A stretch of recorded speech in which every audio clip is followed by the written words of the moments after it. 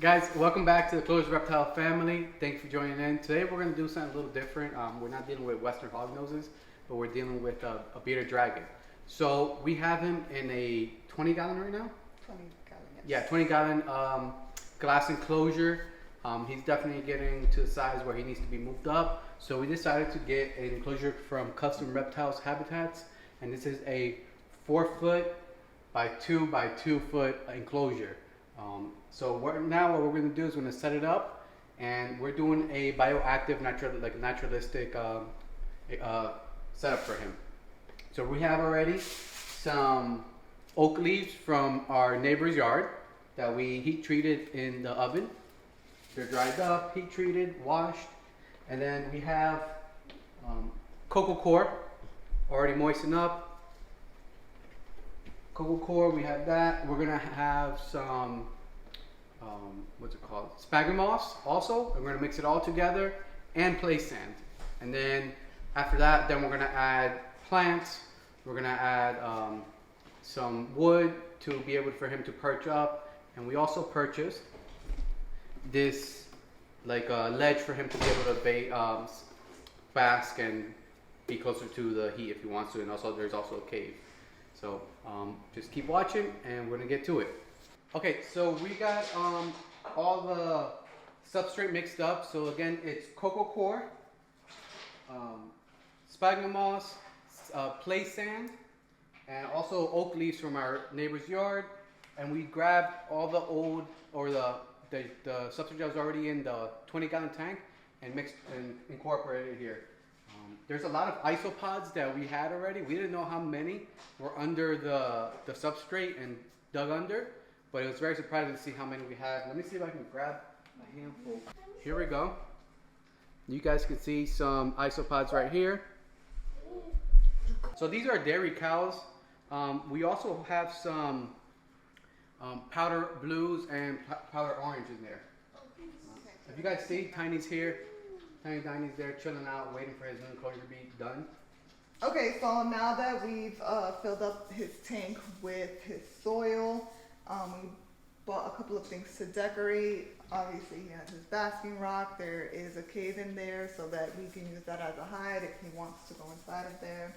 We have a couple of pieces of cork bark, which we're going to bury so that the isopods have a place to hide. We have some driftwood over here for Tiny Diny to climb. We have other pieces of wood that we bought from our local pet store. We bought this elephant foot for decoration in his tank, so he has some greenery in there. We have several pieces of aloe that we're going to plant for him so that he can eat that. And then we also have some spinous cactus, which he loves. Obviously, you can see that he's tore this thing up. We have a couple of pieces of that. We also have a piece of prickly pear cactus that we're going to add in here too. And so it gives him a different variety of things to snack on. We do have magnolia leaves, which will decompose and it'll provide nutrients to the soil. And then we also have these rocks along with the rocks that our girls picked out from the yard. These rocks came from El Salvador when we took our trip a few years ago. The girls collected these, brought them back. So we're just gonna add them to his enclosure. So he has a couple of other things to scratch his nails on. We do have a piece of brick as well, just so that he can file his nails. And we're gonna pick up a couple of other things, but that's what we have right now for his enclosure. So right now I'm cleaning rocks that I'm going to be using for Tiny Diny's cage. We picked them from outside, so we have to clean them just to make sure that there's no more bacteria on them or anything that can hurt Tiny Diny. So what I've been doing is I have a sieve right here, so I can, I turn on the water faucet, then I scrub the rocks, and then I put them in here so they can start drying and the water can come out. So let me show you. So turn the water on, wet it, then I scrub the rock around. I try to get the crevice too because sometimes there's dirt and bacteria in there that could infect Tiny Diny. shake the rock off, and then I put it in here, and then I move on to the next rock.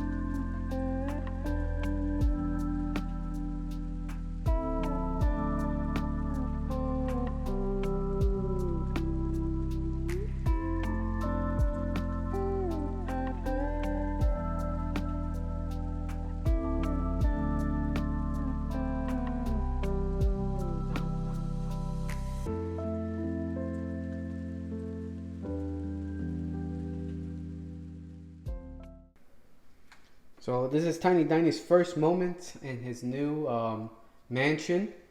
You know, seems like he already likes it. So you see, he's already probably trying to get some of the cactus. He really enjoys it. We'll keep you guys updated to see. You know, we're probably gonna add a couple more plants. We're probably gonna add some bay leaf, maybe some parsley as well, and a couple more bigger pieces of driftwood for him to be able to actually perch up and right in the middle of his enclosure. So we'll send a quick update on that for you guys. Thanks for watching. So we've completed the enclosure build already. So we did make a couple changes after the fact. We added bigger pieces of wood for him to be able to climb up and reach the high heat areas. If he wants to have temperature gradients, he can do it on his own. We also added a couple more pieces of cork bark with sphagnum moss under to allow more spaces for the isopods and the springtails to thrive in the enclosure. You can already see that he's in there. He really enjoys it. He enjoys his cave. He spends some of the time in there. Most of the times he's perched up on this big piece of wood because the heat lamp's up here. So the equipment that we actually used is a Creative Reptiles enclosure. It's a 4 feet long, 2 feet high, and 2 feet deep enclosure. We added a substrate lip, which is an add-on to allow us to have a deeper substrate and the substrate not be able to come down onto the track and make it hard for us to open the front doors. We also have a full spectrum LED lamp that we were using on the previous enclosure that helps with the growth of the plants. We have a heat lamp. We're actually using heat emitters from Arcadia. And then we have our Pro T5 UV kit from Arcadia as well. We're using the 14% Dragon.